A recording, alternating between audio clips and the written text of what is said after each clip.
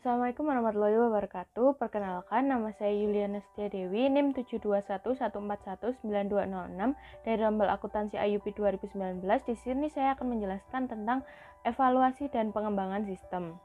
Ilmuwan manajemen dan spesialis informasi mencari cara-cara yang efisien untuk memecahkan masalah, dan kerangka kerja yang direkomendasikan menjadi apa yang dikenal sebagai pendekatan sistem atau system approach, yang merupakan serangkaian langkah-langkah pemecahan masalah yang memastikan bahwa suatu masalah telah dipahami, solusi-solusi alternatif telah dipertimbangkan, dan bahwa solusi yang dipilih itu akan berhasil.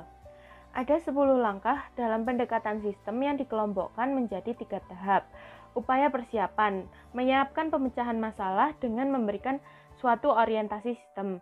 Upaya definisi, terdiri atas pengidentifikasian masalah untuk dipecahkan dan kemudian memahaminya.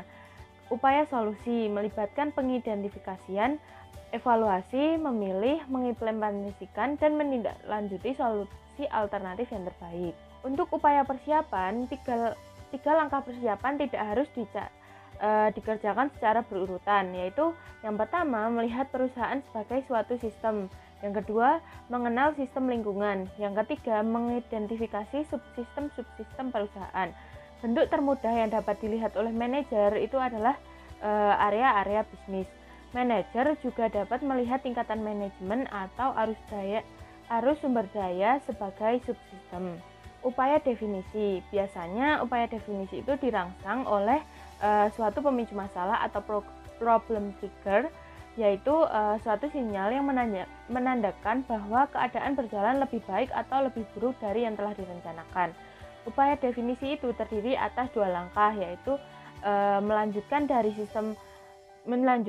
satu sistem ke tingkat subsistem, dan yang kedua menganalisis bagian-bagian sistem dalam suatu urutan tertentu. Nah, untuk bagian-bagian sistem itu dianalisis berdasarkan unsur-unsur, yaitu satu, mengevaluasi standar, yang kedua membandingkan output sistem dengan standar, yang ketiga mengevaluasi manajemen, yang keempat mengevaluasi prosesor informasi, yang kelima mengevaluasi input dan sumber daya input, yang keenam mengevaluasi proses transformasi, yang ketujuh mengevaluasi sumber daya output. Lalu untuk upaya solusi itu melibatkan mengidentifikasikan solusi-solusi alternatif, mengevaluasi solusi-solusi alternatif menggunakan kriteria evaluasi yang sama, memilih solusi terbaik dengan cara analisis, pertimbangan, ataupun tawar-menawar, kemudian mengimplementasikan solusi-solusi tersebut. Yang terakhir itu menindaklanjuti untuk memastikan keefektifan solusi, karena ketika solusi tidak mampu mencapai harapan, manajemen itu perlu melaksanakan kembali langkah-langkah pemecahan masalah untuk mengetahui di mana letak kesalahannya. Selanjutnya itu ada siklus hidup pengembangan sistem. Pendekatan sistem itu merupakan sebuah metodologi. Metodologi adalah satu cara yang direkomendasikan dalam melakukan sesuatu. Pendekatan sistem adalah metodologi dasar dalam memecahkan masalah, sehingga siklus hidup pengembangan sistem atau System Development Life Cycle atau SDLC adalah aplikasi dari pendekatan sistem bagi pengembangan suatu sistem informasi. Lalu apa saja jenis metode SDLC? Yang pertama itu ada SDLC tradisional. Mudah untuk melihat SDLC tradisional dikatakan sebagai suatu sistem aplikasi dari pendekatan sistem. Masalah itu akan didefinisikan dalam tahap perencanaan dan analisis. Solusi alternatif akan diidentifikasikan dan dievaluasi dalam tahap desain, lalu solusi yang terbaik itu diimplementasikan dan digunakan. Dan selama tahap penggunaan, umpan balik itu akan dikumpulkan untuk melihat seberapa baik sistem mampu memecahkan masalah. Yang kedua itu ada prototyping. Prototype adalah satu versi dari sebuah sistem potensial yang memberikan ide bagi para pengembang dan calon pengguna bagaimana sistem akan berfungsi dalam bentuk yang telah selesai. Proses pembuatan prototype ini yang disebut prototyping. Yang ketiga itu ada pengembangan aplikasi cepat atau Rapid Application Development atau RAD. kumpulan strategi, metodologi, dan alat-alat terintegrasi yang terdapat dalam satu kerangka kerja yang mengacu pada suatu pengembangan siklus hidup yang dimaksudkan untuk memproduksi sistem dengan cepat tanpa mengorbankan mutunya.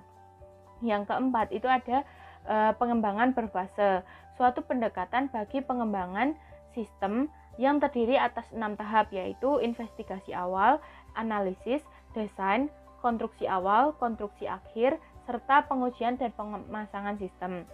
Yang kelima itu ada desain ulang proses bisnis atau business process redesign atau BPR.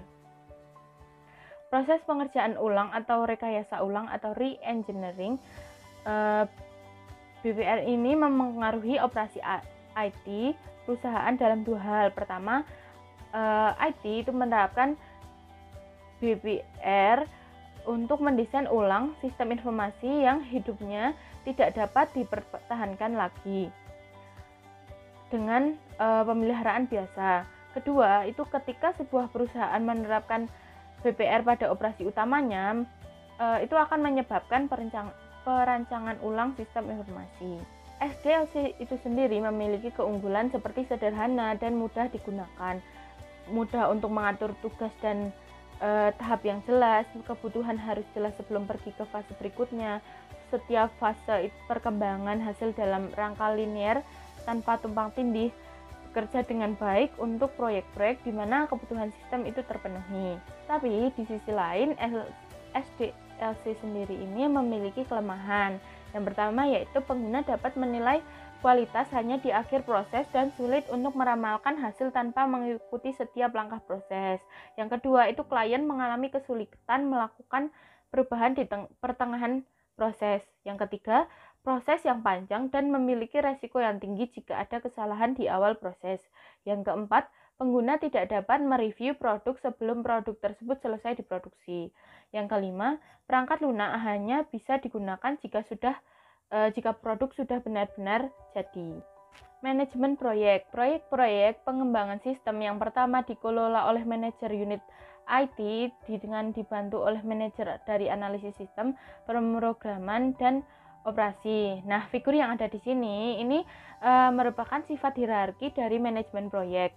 Di sini terdapat 5 proyek pengembangan yang sedang berjalan pada waktu yang bersamaan dan semuanya dikelola oleh seorang steering committee SIM. Ketika sistem memiliki nilai strategis atau pengaruhnya meliputi keseluruhan organisasi, direktur utama atau komite eksekutif perusahaan dapat memutuskan untuk mengawasi sendiri proyek pengembangan tersebut. Ketika tujuan dari dibentuknya komite adalah untuk memberikan panduan, arah, dan kendali secara terus-menerus, maka ia disebut sebagai steering committee atau komite pengarah. Sekian materi dari saya, mohon maaf apabila ada kesalahan. Terima kasih. Wassalamualaikum warahmatullahi wabarakatuh.